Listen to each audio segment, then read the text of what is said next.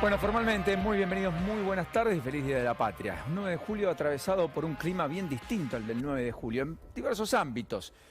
El climatológico, naturalmente, una temperatura muy por encima de lo que uno espera para este 9 de julio. De hecho, un 9 de julio nevó en la ciudad de Buenos Aires, así que imagínense tener 20 grados, estar con sol y un clima más que cálido.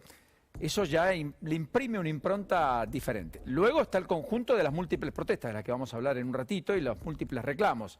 Y después, porque miren qué curiosidad, ¿no? En el Día de la Independencia en la Argentina hay un señor llamado Martín Guzmán, ministro de Economía, que está en la cumbre del G20, que está en Venecia, la bella Venecia, en Italia, y que está buscando ¿qué cosa? Bueno, comprar aire, espacio, tiempo y plata. Todo eso junto. ¿Para qué? Para mejorar la performance de las cuentas públicas en la Argentina, que están estresadas, con un tipo de cambio que para muchos está atrasado, para otros tiene un precio que bien podría ser sostenido si es que la Argentina logra amalgamar un plan sustentable, una hoja de ruta. Lo concreto es que en el medio Guzmán, que recibió la buena nueva, después de la aprobación del Fondo Monetario Internacional, de una ayuda especial a través de derechos especiales de giro por 650.000 millones de dólares para todo el planeta, 650.000 millones de dólares, de los cuales 4.300 millones van a llegar a la Argentina. Todo esto a fines de agosto.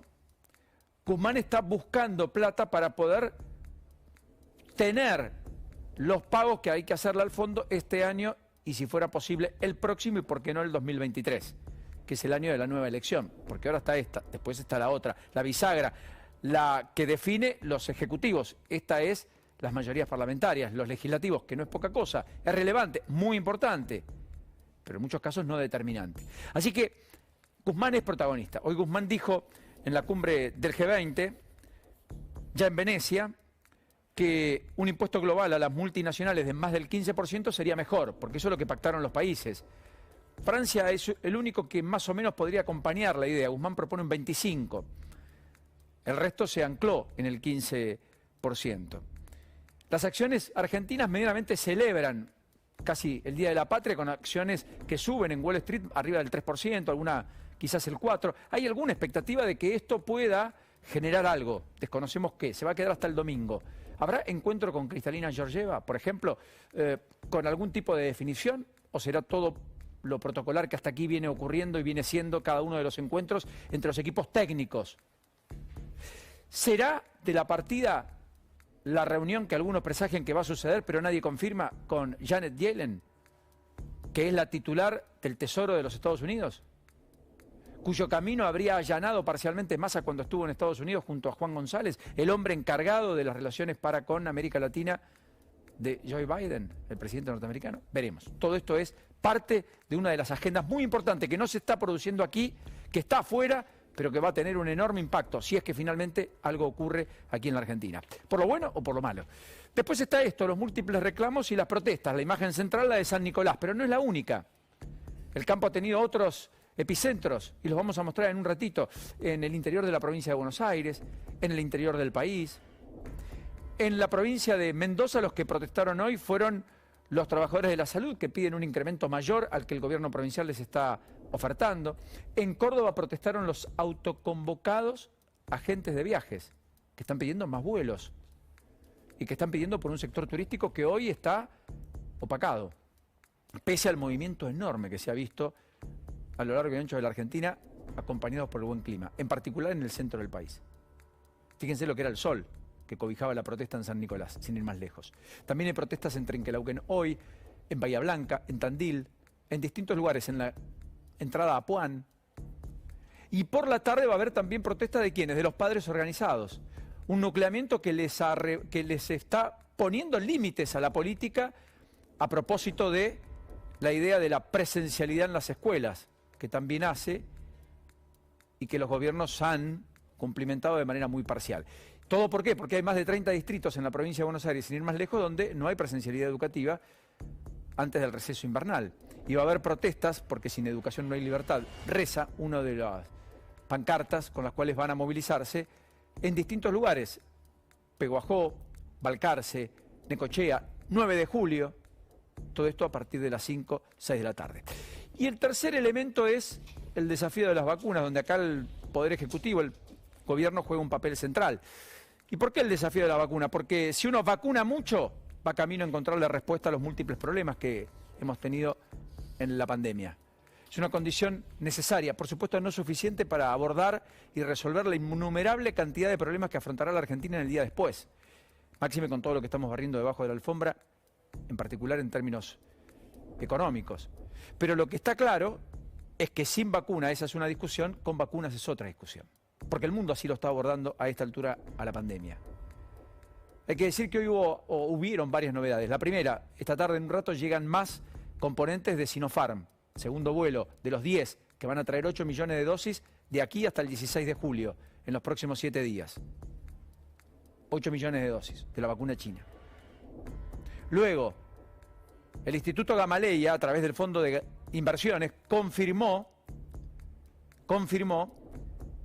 que la ventana para la inmunidad de la Sputnik V, primer componente, en la cual mantiene un alto nivel de inmunidad, no son 90 días, sino hasta 180 días, dando aire a lo que Krepla, que en algún momento planteó aquí, aunque no tenía la evidencia, pero dijo que podía ocurrir.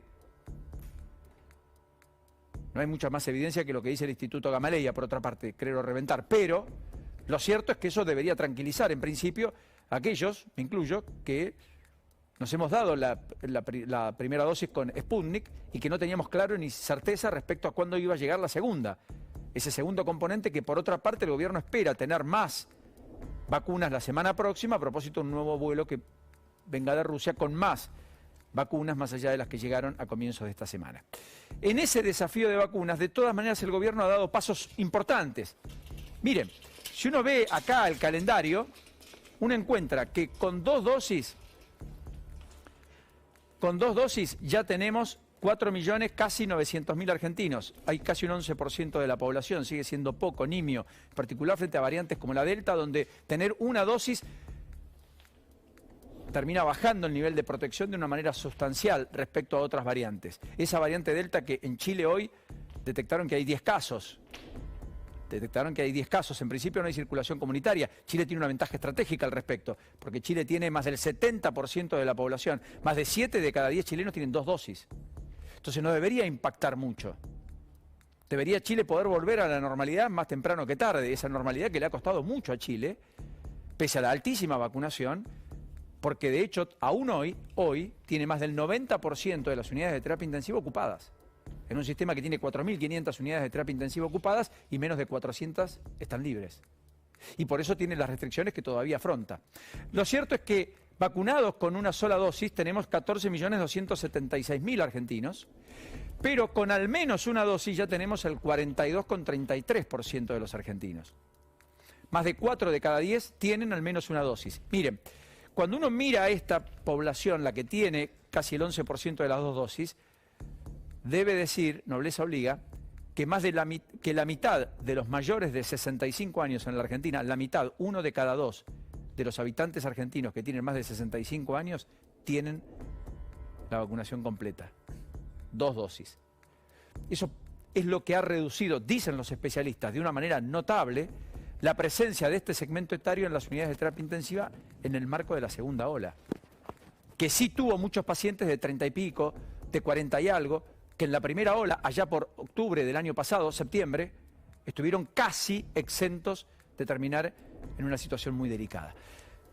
Con lo cual, a las dosis recibidas se le van a agregar poco más de 800.000 hoy, vamos a superar las 28 millones de dosis, deberían ser distribuidas rápidamente, ya se aplicaron más de 24 millones, todavía entre las distribuidas y las aplicadas hay un gap de 3.400.000, que el gobierno espera en una semana concluirlo.